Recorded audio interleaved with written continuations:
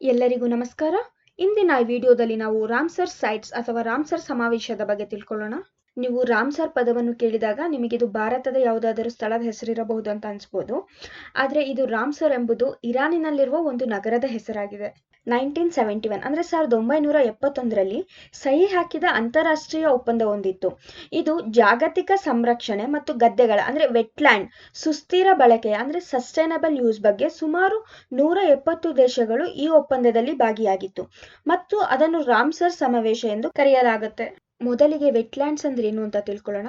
Wetlands ಅಂದ್ರೆ ಗದ್ದೆ ಇರ್ಬೋದು ಅಥವಾ ತೇವಾಂಶ ಇರುವ ಭೂಮಿ ಅಂತ ಕರಿಬಹುದು. ವೆಟ್ಲ್ಯಾಂಡ್ಸು ನೀರಿನಿಂದ ಆವೃತವಾಗಿದೆ ಅಥವಾ ವರ್ಷ ಪೂರ್ತಿ ಮಣ್ಣಿನ ಮೇಲ್ಮೈಯಲ್ಲಿ ಅಥವಾ ಹತ್ತಿರದಲ್ಲಿ ನೀವು ಭೂಮಿ ಮತ್ತು ನೀರಿನ ಮಿಶ್ರಣವನ್ನು ನೋಡುವ ಕ್ಷಣ.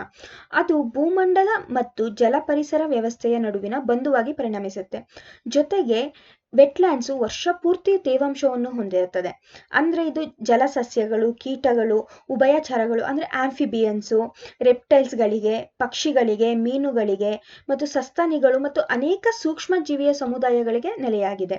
ಹಾಗೂ ಮಳೆಕಾಡುಗಳು ಅಂದ್ರೆ ರೈನ್ ಫಾರೆಸ್ಟ್ ಮತ್ತು ಹವಳದ ದಿಬ್ಬಗಳಿಗೆ ಹೋಲಿಸಿದ್ರೆ ವೆಟ್ಲ್ಯಾಂಡ್ಸು ವಿಶ್ವದ ಅತ್ಯಂತ ಉತ್ಪಾದಕ ಪರಿಸರ ವ್ಯವಸ್ಥೆ ಅಂತ ಹೇಳ್ಬಹುದು. ವೆಟ್ಲ್ಯಾಂಡ್ಸು ಸಾಮಾನ್ಯವಾಗಿ ತಗ್ಗು ಪ್ರದೇಶಗಳಲ್ಲಿ ಕಂಡುಬರುತ್ತೆ. ಅವು ನೈಸರ್ಗಿಕ ಮತ್ತು ಮಾನವ ನಿರ್ಮಿತ ಅಂದ್ರೆ ಮ್ಯಾನ್ಮೇಡ್ ಎರಡೂ ಸಹ ಆಗಿರಬಹುದು.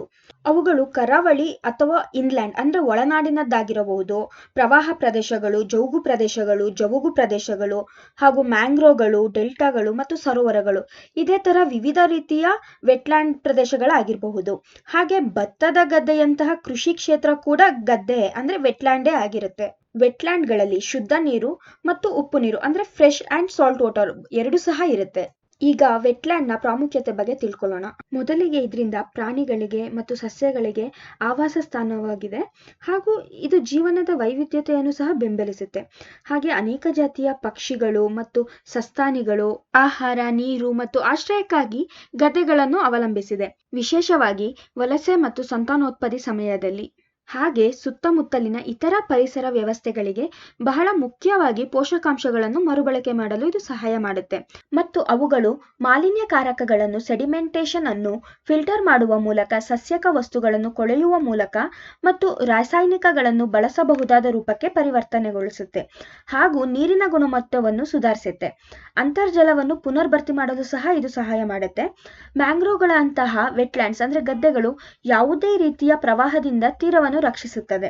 ಅದು ಒಳಬರುವ ಗಾಳಿ ಮತ್ತು ನೀರಿನ ಆ ವೇಗವನ್ನು ಕಡಿಮೆ ಮಾಡುವ ಮೂಲಕ ಅದರ ಪರಿಣಾಮಗಳನ್ನು ಕಡಿಮೆ ಮಾಡುತ್ತದೆ. ಹಾಗೂ ಗದ್ದೆಗಳು ಮಣ್ಣಿನ ಸವೆತವನ್ನು ಕಡಿಮೆ ಮಾಡುತ್ತವೆ ಮತ್ತು ಮಣ್ಣಿನ ಫಲವತ್ತತೆಯನ್ನು ಹೆಚ್ಚಿಸುತ್ತದೆ. ಆದ್ದರಿಂದ ವೆಟ್ಲ್ಯಾಂಡ್ ಇರುವುದರಿಂದ ನೀರಿನ ಪ್ರದೇಶದ ಸಮೀಪವಿರುವ ಕೃಷಿ ಭೂಮಿಯು ಮಣ್ಣನ್ನು ಕಳೆದುಕೊಳ್ಳಲು ಸಾಧ್ಯವೇ ಇಲ್ಲ.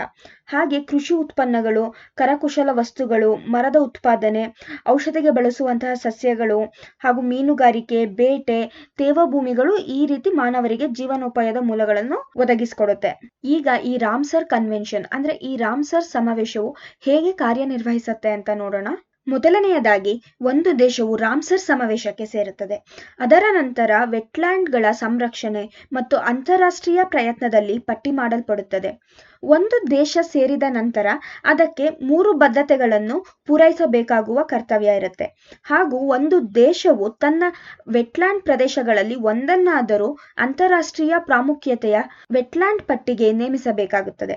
ಇದನ್ನು ರಾಮ್ಸರ್ ಪಟ್ಟಿ ಅಥವಾ ರಾಮ್ಸರ್ ತಾಣಗಳು ಎಂದು ಕರೆಯಲಾಗುತ್ತದೆ. ಇದು ನಂತರ ಅಂತಹ ಹೆಚ್ಚಿನ ವೆಟ್ಲ್ಯಾಂಡ್ ಪ್ರದೇಶಗಳನ್ನು ಗೊತ್ತುಪಡಿಸಬಹುದು.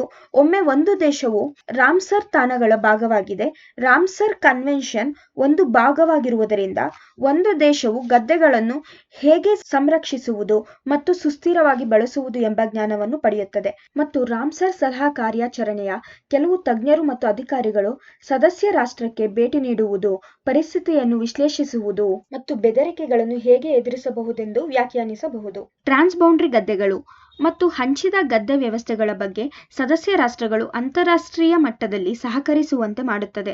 ಮತ್ತು ರಾಮ್ಸರ್ ಸಮಾವೇಶದ ಇನ್ನೊಂದು ಪ್ರಮುಖ ವಿಷಯವೇನೆಂದರೆ ಇದು ಅವರ ಪಟ್ಟಿಯಲ್ಲಿರುವ ಎಲ್ಲಾ ವೆಟ್ಲ್ಯಾಂಡ್ ಪ್ರದೇಶಗಳನ್ನು ಪರಿಶೀಲಿಸುತ್ತದೆ.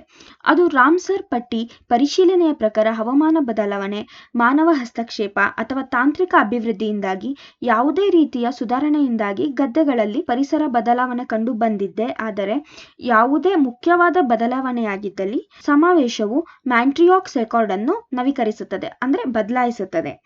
ಮ್ಯಾಂಟ್ರಿಯಾಕ್ಸ್ ರೆಕಾರ್ಡ್ ಅಂದ್ರೆ ಗದ್ದೆಗಳ ತಾಣಗಳನ್ನು ನೋಂದಣಿಯಾಗಿದ್ದು ಅಲ್ಲಿ ಪರಿಸರ ಗುಣಲಕ್ಷಣಗಳಲ್ಲಿ ಬದಲಾವಣೆಗಳು ಸಂಭವಿಸಿದರೆ ಅಥವಾ ತಾಂತ್ರಿಕ ಬೆಳವಣಿಗೆಗಳು, ಮಾಲಿನ್ಯ ಅಥವಾ ಇತರ ಮಾನವ ಹಸ್ತಕ್ಷೇಪದ ಪರಿಣಾಮವಾಗಿ ಸಂಭವಿಸಬಹುದು. ಇದನ್ನು ರಾಮ್ಸರ್ ಸಮಾವೇಶದಿಂದ ನಿರ್ವಹಿಸಲಾಗುತ್ತದೆ. ಹಾಗೆ ಈಗ ರಾಮ್ಸರ್ ಸಮಾವೇಶದ ಬಗ್ಗೆ ಕೆಲವು ಕುತೂಹಲಕಾರಿ ಸಂಗತಿಗಳನ್ನು ತಿಳ್ಕೊಳ್ಳೋಣ. ಮೊದಲನೇದಾಗಿ ಫೆಬ್ರವರಿ 2, 1971 ವಿಶ್ವ ತೇವ ಭೂಮಿ ದಿನವೆಂದು ಪರಿಗಣಿಸಲಾಗಿದೆ. ಎರಡನೇದಾಗಿ ತೇವ ಭೂಮಿಗಳು ಪ್ರತಿ ದೇಶದಲ್ಲಿ ಮತ್ತು ಪ್ರತಿ ಹವಾಮಾನ ವಲಯದಲ್ಲಿ ಧ್ರುವ ಪ್ರದೇಶದಿಂದ ಉಷ್ಣವಲಯದವರೆಗೆ ಮತ್ತು ಹೆಚ್ಚಿನ ಎತ್ತರದಿಂದ ಶುಷ್ಕ ಪ್ರದೇಶದವರೆಗೆ ಅಸ್ತಿತ್ವದಲ್ಲಿದೆ. ಮೂರನೇದು, ಯುರೋಪ್ ಗರಿಷ್ಠ ಸಂಖ್ಯೆಯ ವೆಟ್ಲ್ಯಾಂಡ್ಗಳನ್ನು ಹೊಂದಿದೆ ಹಾಗೂ ಹೆಚ್ಚು ಸೈಟ್ಗಳನ್ನು ಹೊಂದಿರುವ ದೇಶಗಳಂದ್ರೆ ಯುನೈಟೆಡ್ ಕಿಂಗ್ಡಮ್ 175 ಮತ್ತು ಮೆಕ್ಸಿಕೋ 142 ಸೈಟ್ಗಳು. ಹಾಗೆ ಭಾರತವು 1981 ಅಕ್ಟೋಬರ್ನಲ್ಲಿ ರಾಮ್ಸರ್ ಸಮಾವೇಶದಲ್ಲಿ ಸದಸ್ಯರಾದರು ಮತ್ತು ಚಿಲಿಕಾ ಸರೋವರ ಒಡಿಶಾದಲ್ಲಿದೆ ಮತ್ತು ಕಿಯೋಲಾಡಿಯೋ ರಾಷ್ಟ್ರೀಯ ಉದ್ಯಾನವನ ಅದು ರಾಜಸ್ಥಾನದಲ್ಲಿದೆ ತನ್ನ 2 ಮೊದಲ ರಾಮ್ಸರ್ ತಾಣಗಳನ್ನಾಗಿ ನೇಮಿಸಿತು. ರಾಮ್ಸರ್ ರಕ್ಷಣೆಯಲ್ಲಿ ಬೊಲಿವಿಯಾ 1,48,000 ಕಿಲೋಮೀಟರ್ ಹೊಂದಿರುವ ದೊಡ್ಡ ಪ್ರದೇಶವನ್ನು ಹೊಂದಿದೆ. ವಿಶ್ವದ ಮೊದಲ ವೆಟ್ಲ್ಯಾಂಡ್ ತಾಣವೆಂದರೆ ಕೂಬರ್ಗ್ ಪೆನಿನ್ಸುಲಾ, ಇದು ಆಸ್ಟ್ರೇಲಿಯಾದಲ್ಲಿದೆ ಹಾಗೂ ಇದು 1974ರಲ್ಲಿ ಗೊತ್ತುಪಡಿಯಾಗಿದೆ. ಹಾಗೂ ಈಗ ಭಾರತದಲ್ಲಿ ಎಲ್ಲಿ ರಾಮ್ಸರ್ ತಾಣಗಳಿವೆ ಅಂತ ನೋಡೋಣ. ಮ್ಯಾಪ್ ವೈಸ್ ಹೋಗೋಣ. ಜಮ್ಮು ಮತ್ತು ಕಾಶ್ಮೀರದಲ್ಲಿ ಹೊಕೇರಾ ವೆಟ್ಲ್ಯಾಂಡ್, ಸುರಿನ್ಸಾರ್ ಮನ್ಸರ್ ಸರೋವರಗಳು, ಸಮೋರೇರಿ ಮತ್ತು ಉಲಾರ್ ಸರೋವರ. ಹಿಮಾಚಲ್ ಪ್ರದೇಶದಲ್ಲಿ ಚಂದರ್ತಾಲ್ ತೇವಭೂಮಿ, ಪಾಂಗ್ ಅಣೆಕಟ್ಟು ಸರೋವರ, ರೇಣುಕಾ ತೇವಭೂಮಿ ಹಾಗೂ ಈ ರೇಣುಕಾ ತೇವಭೂಮಿಯು ಭಾರತದ ಅತ್ಯಂತ ಚಿಕ್ಕ ವೆಟ್ಲ್ಯಾಂಡ್ ಕೂಡ ಆಗಿದೆ. ಹಾಗೆ ಪಂಜಾಬಿನಲ್ಲಿ ಹರಿಕೆ ಸರೋವರ, ಇದು ಮ್ಯಾನ್ಮೇಡ್ ಅಂದ್ರೆ ಮಾನವ ನಿರ್ಮಿತ ಸರೋವರವಾಗಿದ್ದು 1953ರಲ್ಲಿ ಸಟ್ಲೇಜ ನದಿಗೆ ಅಡ್ಡವಾಗಿ ಮೂಕ ಕಾರ್ಯಗಳನ್ನು ನಿರ್ಮಿಸುವ ಮೂಲಕ ರೂಪುಗೊಂಡಿತು. ನಂತರ ಕಾಂಜ್ಲಿ ವೆಟ್ಲ್ಯಾಂಡ್ ಮತ್ತು ರೋಪರ್ ವೆಟ್ಲ್ಯಾಂಡ್. ರಾಜಸ್ಥಾನದಲ್ಲಿ ಕಿಯೋಲಾಡಿಯೋ ರಾಷ್ಟ್ರೀಯ ಉದ್ಯಾನವನ ಮತ್ತು ಸಾಂಬಾರ್ ಸರೋವರ. ಹಾಗೆ ಗುಜರಾತಿನಲ್ಲಿ ನಲ್ ಸರೋವರ್ ಪಕ್ಷಿಧಾಮ ಇದೆ. ಮಧ್ಯಪ್ರದೇಶಕ್ಕೆ ಬಂದ್ರೆ ಅಲ್ಲಿ ಬೋಜ್ ವೆಟ್ಲ್ಯಾಂಡ್ ಇದೆ. ಉತ್ತರ ಪ್ರದೇಶದಲ್ಲಿ ಗಂಗಾ ನದಿಯ ಮೇಲ್ಭಾಗದಲ್ಲಿದೆ ಹಾಗೂ ಅದು ಬ್ರಿಡ್ಜ್ ಘಾಟ್ನಿಂದ ನರೋರಾ ಸ್ಟ್ರೆಚ್ ತನಕ ಇದೆ. ಅಸ್ಸಾಮಿನಲ್ಲಿ ನೋಡೋದಾದ್ರೆ ಡಿಪೋರ್ ಬೆಲ್ ಇದೆ. ಹಾಗೆ ಮಣಿಪುರದಲ್ಲಿ ನೋಡೋದಾದ್ರೆ ಲೋಕ್ತಕ್ ಸರೋವರ ಇದೆ. ಹಾಗೆ ತ್ರಿಪುರಕ್ಕೆ ಬಂದ್ರೆ ಅಲ್ಲಿ ರುದ್ರಸಾಗರ್ ಸರೋವರ ಇದೆ. ಪಶ್ಚಿಮ ಬಂಗಾಳದಲ್ಲಿ ಅಂದ್ರೆ ವೆಸ್ಟ್ ಬೆಂಗಾಲಿನಲ್ಲಿ ಪೂರ್ವ ಕಲ್ಕತ್ತಾ ತೇವಭೂಮಿಗಳಿದೆ ಮತ್ತು ಸುಂದರ್ಬನ್ ವೆಟ್ಲ್ಯಾಂಡ್ ಇದೆ. ಮತ್ತೆ ಒಡಿಶಾದಲ್ಲಿ ನೋಡೋದಾದ್ರೆ ಬಿತರ್ಕನಿಕಾ ಮ್ಯಾಂಗ್ರೋವ್ಸ್ ಮತ್ತು ಚಿಲಿಕಾ ಸರೋವರ ಇದೆ. ಹಾಗೆ ಆಂಧ್ರ ಪ್ರದೇಶಕ್ಕೆ ಬಂದ್ರೆ ಅಲ್ಲಿ ಕೊಲೇರು ಸರೋವರ ಇದೆ ಮತ್ತು ತಮಿಳುನಾಡಿನಲ್ಲಿ ಪಾಯಿಂಟ್ ಕ್ಯಾಲಿಮಿಯರ್ ವನ್ಯಜೀವಿ ಮತ್ತು ಪಕ್ಷಿಧಾಮ ಇದೆ. ಹಾಗೂ ಕೇರಳದಲ್ಲಿ ಅಷ್ಟಮುಡಿ ವೆಟ್ಲ್ಯಾಂಡ್ ಮತ್ತು ಸಸ್ತಂಕೋಟ ಸರೋವರ ಹಾಗೂ ವೆಂಬನಾಡ್ ಕೋಲ್ ತೇವಭೂಮಿ, ಇದು ಭಾರತದ ಅತಿ ದೊಡ್ಡ ತೇವಭೂಮಿ ಸಹ ಆಗಿದೆ. ಹಾಗೂ ಇತ್ತೀಚೆಗೆ ಸೇರ್ಪಡೆಯಾದಂತಹ ತೇವಭೂಮಿ ಯಾವ್ದಾವ್ದು ಅಂತ ಅಂದ್ರೆ ಪಂಜಾಬ್ನ ಬಿಯಾಸ್ ಸಂರಕ್ಷಣಾ ಮೀಸಲು, ಕೇಶವಪುರ ಮಿಯಾನಿ ಸಮುದಾಯ ಮೀಸಲು ಹಾಗೂ ನಂಗಲ್ ವನ್ಯಜೀವಿ ಅಭಯಾರಣ್ಯ. ಹಾಗೂ ಮಹಾರಾಷ್ಟ್ರದ ನಂದೂರ್ ಮಾದಮೇಶ್ವರ ಮತ್ತು ಲೂನಾರ್ ಸರೋವರಗಳು. ಉತ್ತರ ಪ್ರದೇಶದ ನವಾಬ್ ಗಂಜ್ ಪಕ್ಷಿಧಾಮ, ಪಾರ್ವತಿ ಅರಂಗ್ ಪಕ್ಷಿಧಾಮ, ಸಮನ್ ಪಕ್ಷಿಧಾಮ, ಸಮನ್ಸೂರ್ ಪಕ್ಷಿಧಾಮ, ಸ್ಯಾಂಡಿ ಪಕ್ಷಿಧಾಮ ಮತ್ತು ಸುರ್ಸಾಯಿ ಸರೋವರ. ಮತ್ತು ಉತ್ತರಾಖಂಡ್ನ ಅಸಾನ್ ಬ್ಯಾರೇಜ್ ಪಕ್ಷಿಧಾಮ. ಹಾಗೆ ಬಿಹಾರ್ನ ಕನ್ವರ್ತಾಲ್ ಅಥವಾ ಕಬರ್ತಾಲ್ ಸರೋವರ ಹಾಗೂ ಲಡಾಖ್ನ ಸೋಕಾರ್ ಸರೋವರ. ಮತ್ತೆ ವಿಶ್ವದಲ್ಲಿ ಒಟ್ಟಾರೆ 2400 ರಾಮ್ಸರ್ ಸೈಟ್ಸ್ ಗಳಿದೆ ಹಾಗೂ ಭಾರತದಲ್ಲಿ ಒಟ್ಟಾರೆ 42 ವೆಟ್ಲ್ಯಾಂಡ್ಸ್ ಗಳಿದೆ. ನಿಮಗೆ ಈ ವಿಡಿಯೋ ಇಷ್ಟವಾದಲ್ಲಿ ಲೈಕ್ ಹಾಗೂ ಶೇರ್ ಮಾಡಿ ಮತ್ತು ನಿಮ್ಮ ಅನಿಸಿಕೆಗಳನ್ನು ಕೆಳಗಿರುವ ಕಮೆಂಟ್ ಸೆಕ್ಷನ್ ಅಲ್ಲಿ ತಿಳಿಸಿ. ಹೆಚ್ಚಿನ ವಿಡಿಯೋಗಳಿಗಾಗಿ ನಮ್ಮ ಲೈಕ್ಸ್ ಬೆಂಗಳೂರು ಚಾನೆಲ್ಗೆ ಸಬ್ಸ್ಕ್ರೈಬ್ ಆಗಿ.